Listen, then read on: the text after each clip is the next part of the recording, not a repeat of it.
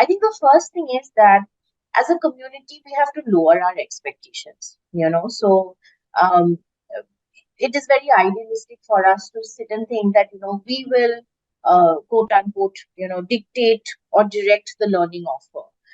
And this is the age old conundrum between push versus pull, right? Where is it coming from? Is it coming from learning or is it coming from the business?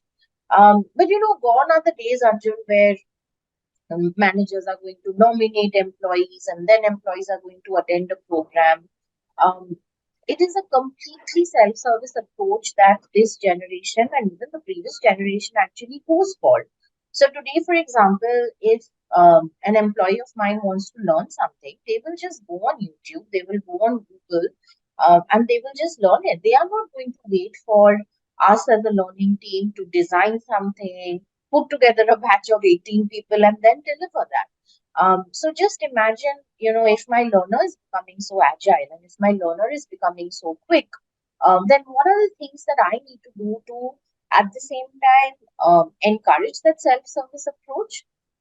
But the pitfall of that being, how do I tie it back to my organizational objectives, right?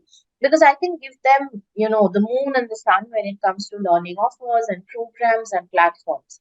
But at the end of the day, I need to tie it back to what my business imperatives are.